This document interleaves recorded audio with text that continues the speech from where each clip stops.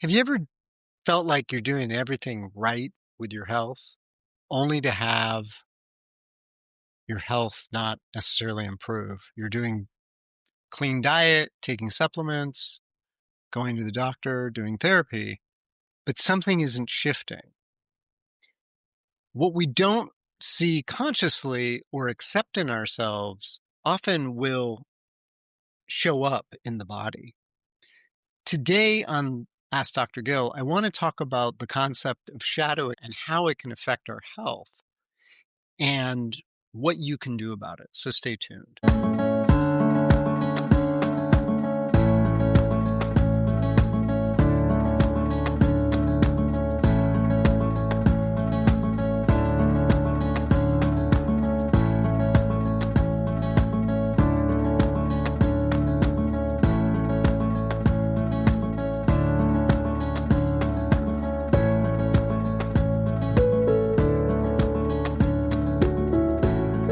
Hello and welcome to Ask Dr. Gil. I am your host, Dr. Gil Winkelman, and today on the podcast, I want to talk about shadow again. We talked a little bit about it last week, and I want to kind of bring more of the concepts of this into the discussion because I do think this is a really important aspect in terms of our health and our well-being, and not just our mental health, but also our physical health. And the concept of shadow, in case you didn't listen to the previous podcast, comes from a psychiatrist named Carl Jung, who lived in the first half of the 20th century. And he introduced this concept not so much about things that are bad. It's things that we've disowned about ourselves or repressed. We usually judge them as unacceptable. Now, sometimes things that are in our shadow are actually things that are socially accepted. It's not just things that are not accepted within society. For example, I've known people who've been amazing artists who have not been able to accept that about themselves for whatever reason. And the reasons in this particular case don't matter. It did matter for them trying to integrate that aspect back into themselves. But it's generally shadow is something that's either unlived, unexpressed, or something that's forbidden about some aspect of yourself. And, a few examples are anger in people who identify as nice. That's a big one. And by the way, and I'll talk more about that because there's actually keynotes in homeopathy related to that particular topic because it affects health so much. So people are taught to be small, vulnerability in people who have to be strong, who are taught to be strong. Shadow forms generally arise not because of pathology necessarily, but it was a survival mechanism. And for example, people who don't express anger, who identify as nice, they might have grown up in a household where expressing anger was dangerous or would have escalated things to a point where they wouldn't have felt safe. So they learn not to be angry. And so that is part of the aspect of this that I think is important. Now, what happens is, and this is the bridge, is that there's a cost to the nervous system for that suppression. And chronic nervous system activation or deactivation is what I would say Jung and other psychologists talk about in terms of suppression. It definitely affects our physiology. It can increase sympathetic tone. It can elevate cortisol. It can reduce our vagal tone and thereby impact our ability for rest digest, the parasympathetic side of our body. And probably, I would say 90%, if not more, of the patients I work with are dealing with imbalance in their sympathetic and parasympathetic system. And it's not all, by the way, related to shadow, but I bring this up because I've had patients who have been doing what is necessary for their health and then not having the results that they want. And it's frustrating. It's frustrating for the patient. It's frustrating for me. And this is part of the reason why I'm bringing this up is that I want to give people as many potential tools to help themselves so that they can start to feel better. So, and this is the key thing. The body pays a price for what the psyche refuses to feel. Because if you continually suppress something, that requires physical energy. And it can be very, very uncomfortable for it to come up, for sure. But keeping it down has a higher cost long term than letting it arise. And this is where psychotherapy actually can be really, really helpful. And this is where depth psychology is really helpful, because it allows one to kind of explore this in a container that is safe and where there isn't judgment from somebody else. What are some of the patterns that I've seen in terms of how it affects the body? Well, there are common health issues that show up with particular repression aspects. So, for example, anger. When anger is repressed, we often see TMJ, we see hypertension, autoimmunity, particularly if the anger is turned inward, migraines. We see all of those things we see a lot. It's very common in caregivers and healers. Now, I do want to make a caveat here before I go further. The caveat I want to make is that just because this is happening, and even if it's from something that you're repressing, I don't want people to blame themselves or anybody else for their symptoms. And because that judgment just perpetuates the problem. This is not about blame. This is about awareness. And I think it's important to understand it's not a pathology. Just because you have something that you've repressed, it's not a pathological state. It's, like I said in the beginning of the show, it's more about what was the behavior pattern that arose that led to the highest chance of survival. And I think when you start to understand that for yourself, you can start to have compassion for the child that you were and that may still live inside you, that was trying to figure out a way to navigate something that was uncomfortable. And this isn't to blame parents, because sometimes it's not related to the parents. It's related to something outside of the home. And parents generally are doing the best that they can. So it's really about how do we bring awareness to the situation and then transform it as a result of that. So now other patterns here that show up: suppressed grief. We see chronic fatigue, immune dysfunction, depression-resistant treatment. I will make a point here. Grief is not depression. Grief is grief. Depression is depression. Depression often is repressed anger. Grief is a feeling of loss. And we often, because of that, or if it's something that's not expressed or recognized, it will lead to physical patterns that might look like depression, but it's not the same thing necessarily. So disown needs and boundaries. This I actually definitely see with gut issues. There's also people-pleasing patterns. With biotherapeutic drainage, one of the ways that we do treatment is by helping people learn how to deal with their boundary issues. And it's both, I'll say bioenergetic as well as psychological, right? Because everything that happens in the body is happening at an energy level first. It doesn't just show up one day. There's something that is there before that then gets sort of embossed in our systems, if you will. And finally, shadow power, authority issues, anxiety, insomnia, never enough achievement cycles.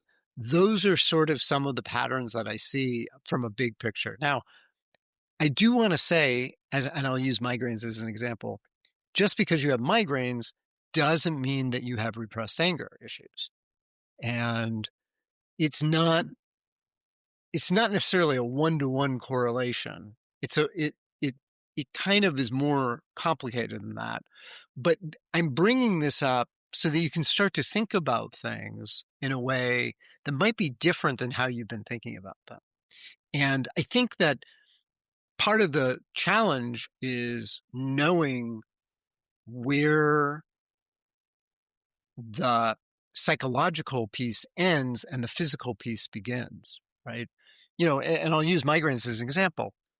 If you had a head injury, say, when you were a kid and then started having migraines, that is a different cause than having repressed anger. And there may not be a psychological component to this, right? There might be. And it may be that the head injury allowed for the repressed anger to go down the direction of migraines.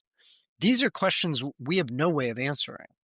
And part of the challenge when we're dealing with a system, and I'm talking about the medical system, that basically wants double-blind, placebo-controlled studies for everything, is that you're missing kind of understanding more subtle situations and causes in the physical and psychological realms of the body. And so I'm not saying that needs to be thrown away. I'm just saying that it needs to include other ways of looking at things and understanding it. And by the way, I've had patients who've gone too far down this road too. They kind of look at, well, is this symptom coming from something that happened to me when I was 3? And they kind of keep digging for these things. That can be disruptive as well to the body. And I think ultimately it's going to come back to, how do we feel this in our nervous system? So I'm going to take a quick break, and at the other end, we're going to continue talking more about this. So stay tuned.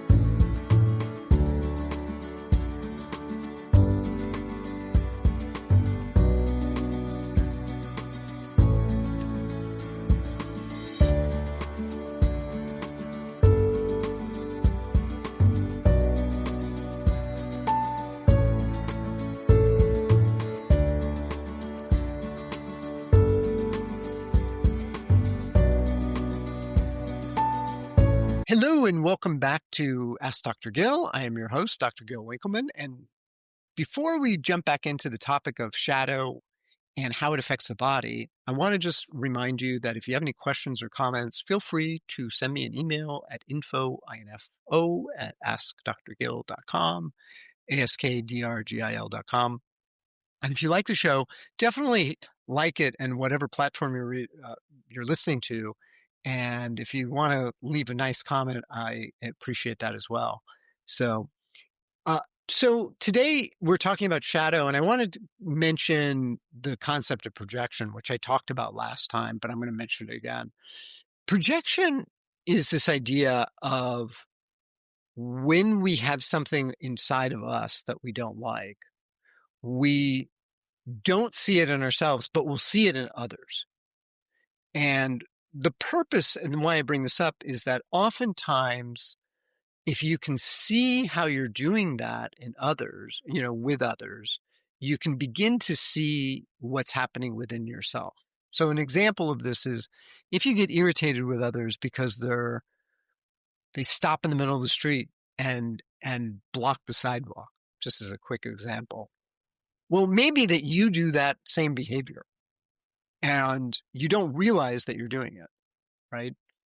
Anytime you have strong emotional reactions to something, any kind of repeating relationship conflicts. In other words, maybe you're having the same argument or type of argument with different people. And part of the thing about projection is this keeps your nervous system reactive and probably on high vigilance. So this emotional state is actually creating an inflammatory process, right? It's like, as a simple example, if the news stresses you out and you keep watching the news, that is having a negative impact on your nervous system. And I think that the wiser choice here is to begin to pull away from that experience so that your system can calm down. And that way your body can heal. What's interesting about this and why I bring this up and is that understanding shadow is not necessarily integrating it. And this is why insight alone doesn't heal the body. Integration requires safety, a safe feeling in the nervous system. It requires that you embody something, not just think about it. And I don't want to say that talk therapy isn't helpful because I think talk therapy is very helpful. I think what's helpful along with that is a deeper understanding. And so sometimes what I find is that healing happens in the space between, say, sessions, right?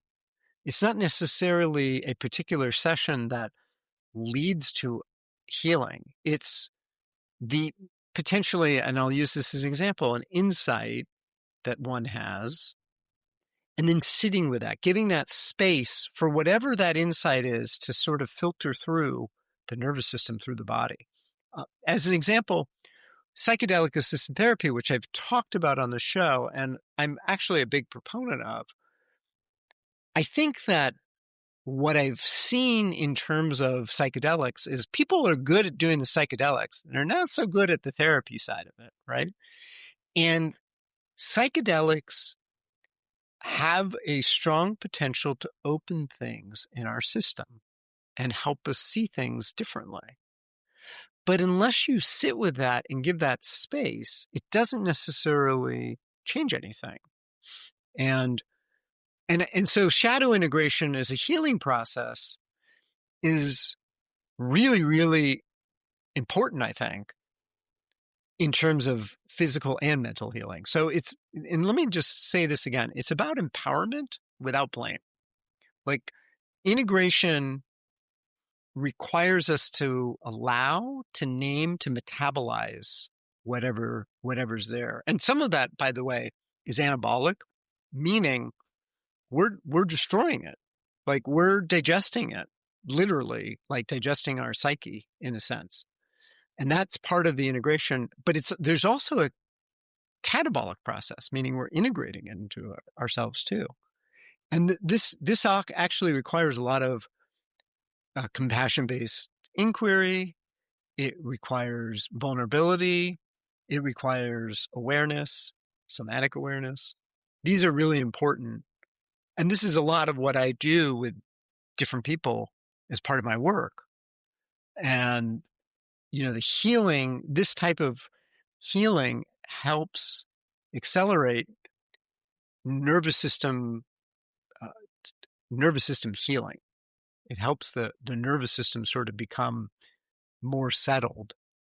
And I think it's also important in terms of reframing health struggles because it also helps us remove some of the shame, and this is the thing that I see a lot with clients is that there's almost a shame in reporting symptoms. because they view symptoms as a failure, and they're not. They're just signals. It's not that the body is broken, it's that it's communicating to us. And so shadow work is about listening to what's going on, not fixing it. And I will invite you to use this as part of your process, is to ask yourself, where is this symptom coming from? Now, it may be coming from something physical, right? For example, you might have a headache, and it could be that you're just dehydrated. But it could be that there's something that bothered you from something you read earlier in the day, as an example, or something reminded you of something that you didn't want to look at in yourself. And this process takes time. I will tell you that. It's not something that you can necessarily do on the go. And so if you can provide time for yourself for reflection, this is, I think, really, really important. And some of the questions you can ask yourself is, what part of me might be asking for expression? Or what do I judge in myself or others that I need to look at? Notice these patterns without judgment, with compassion. And I think that this is really, really important in terms of helping physical ailments also heal. So just as a reminder, I have a workshop coming up, and I think I'm going to be doing it at the beginning of February at this point. It's either going to be the end of January or the beginning of February.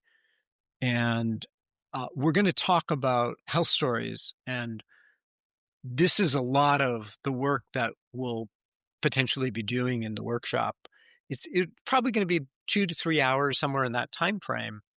And you can check it out on my website. I have a page up there. I'm going to be changing the content a little bit. But I think that this is an opportunity to begin to sort of explore some of these ideas for yourself and understand how our stories change how our physiology is working. So that's what I have for you today. And if you have any questions or comment, like I said, check out my website, askdrgil.com. That's askdrgil.com. Thanks so much for joining me.